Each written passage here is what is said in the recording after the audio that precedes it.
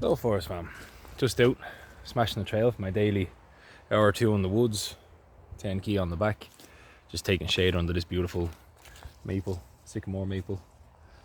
So now this has black tar spot. That's what I wanted to take a moment to talk about, because you've heard me maybe talk about on my personal pages and stuff like that about getting out for an hour or two, reductionism, reducing stuff down. And even though this sycamore is here, you can see that it's just your stereotypical Irish Sitka plantation scattered around, but there is some broadleaves. I walk this trail a lot, and I thought we could walk maybe 10 or 20 meters together, and we can take a little talk about what's around here, because yeah, not everything is a super bushcrafty plant, but it leads you to a bit of a more natural understanding about the world, and if you have an interest in it, it's kind of nice. So like behind me here, for example, this bad boy is Scots broom, and it grows all along here. And the cool thing about Scots broom is you can really tell, or it could be Spanish broom, Scots or Spanish, either way, broom. We'll stick with that kind of family of what it is. But broom grows really straight, unlike gorse, which is like the devil's armpit here and grows all gnarly and twisted and low, and it's just a hateful plant to walk through in general. Not that this is much better, but these are nice and straight. You see in here, straight enough. And they actually used to use that's why it's called broom. They'd be cut off and they'd use it to clean up the house. So a nice one to identify and tell the difference between that and maybe gorse. We got blackberry bushes along here as well. You can see them in here. Let's see, take a look there. That's a nice one, edible and all that good stuff. So again, another bushcrafty plant. What else we got? We got a legit pine. I'm not going to walk through that misery. I can't count the spines on it, but an actual genuine pine. Nice one to maybe throw in the book if you need a bit of fat wood or pine needle tea or a bit of pollen. Oh, and underneath that one is this cool guy. Look at that. This is a rare one to find outside, possibly, but I don't rarely see them. It's only on this trail. My camera won't pick it up, but there's an awful lot of butterflies on this plant. And God help me, I'm going to try and pronounce the name of it, but I think it's the Bulbea davata, which is the butterfly plant. And that's how I first started to notice this, because if you notice, possibly on the camera, but there's so many butterflies on this beast. And it's called the Bulbea davata because it's named after, which is cool, unlike a Latin name, which would normally mean like long leaf or stem or whatever. It's named after the two priests that brought it back from China to Paris. And that's how it kind of spread it about, because it's a nice way to bring butterflies into your garden. Not a very popular plant because it only produces nectar, so no pollen, no seeds, no anything like that. So there's a bit of kind of irky-birky in the world about weather.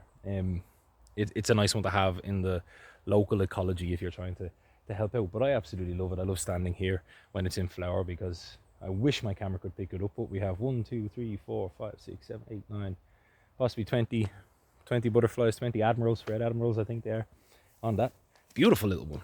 Beautiful little one. Again, more brambles, more Scots.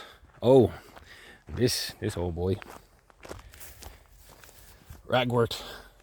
What I think is Ragwort again. The internet has always made me a bit sketchy about saying I know what stuff is and what isn't is. But Ragwort, and it's got a beautiful spider web in here, because you know what they say, the early bird gets the worm, but the early hiker gets the spider web in the face. But Ragwort is a pretty cool one, because like the butterfly bush over there, it's kind of got a love-hate relationship with people who are outside. Interestingly enough, good point, pro about it, is that it's one of the best nectar producers for the bees. There was a couple of bees on this, and now they flew off because I was here. But pound for pound, the nectar yield or honey yield that comes out of Ragwort is absolutely fantastic. So people encourage to put them in your gardens if you can, or if you'd like them, and you know, it's a nice one for our beautiful pollinators.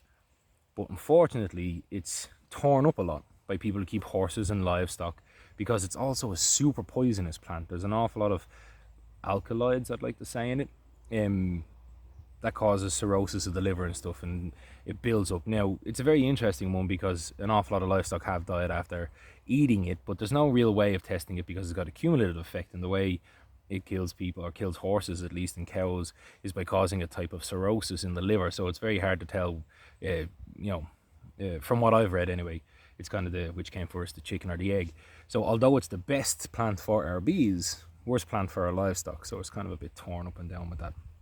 Also really cool is it's used in an aphrodisiac. Don't ask me how it's made, but the aphrodisiac was called Satyrian or Satyrius, and it was named after a Roman goddess or a Greek goddess, and being Greek, she probably had an affair with some god and popped out a baby, and something else popped along, and she's written about in the early Greek playwrights, and Satyrian, possibly. So there's some Greek people losing their mind watching this, but it's actually where we get the name satire from, satirical comedy or satire. Here's another good one, just heading in off the trail because I've seen a couple here. This is knapweed, and I like knapweed because it kind of looks a bit like a thistle, and sometimes, at least with me, I like to identify what things aren't rather than what they are. So this is knapweed, and I like it because it's a mixture of like clover and thistle. It's kind of got this bad boy going on, and where the nap in the knapweed actually comes from is from the Vikings. I'm not going to try and pronounce it properly, but I think it's napper, Knappor is what the Nordics used to call it. Very similar to clover, but it's got that black ball of thistle like stuff underneath it. Foxglove, one of my favorite plants. Again, not many uses, although I think it was synthesized, or the early types of heart medication and blood thinners were synthesized from a chemical that came from foxglove. Nothing likes the stuff, absolutely nothing likes the stuff. So if you were thinking of bed rolling maybe, and there was bad midges or whatever out putting your bed roll in the ditch there behind there, or in and around foxglove is always a good one, because it keeps the bees and the midges and the flies and stuff like that away. Plantain, thistles. So again, it doesn't always have to be absolutely massive. That was just 10 or 15 meters of the trail I was on, and you find a lot about the world by just looking a little closer at it. Again, I'm no botanist, just a student of the outdoors, and every time I come out here I try and come home with something to identify, and it's the cumulative effect. Keep it up and keep looking in the hedgerows, and even though you mightn't be in the most bushcrafty, survivally forest in the world, you will find something that's worth learning about, and something that'll help you understand the natural world around you a bit more. So I'm going to smash in this last bit of trail. I hope you keep going outside and keep learning. And I was going to say goodbye. Tree pile. Cool thing about this stuff is that it's dendrochronology, how studying the rings on it, and not just for age, but if you really delve into it, like Ben Beaumont and all, and I do like to talk about, shout out to Ben for his posts, but you can see what the trees went through. Winters, was there wind, did they bend? It's not just about aging a tree. Dendrochronology in and of itself, you could look here and it'll tell you the story of this plantation in and of itself, or at least these particular trees. You can see they've all got very cool features.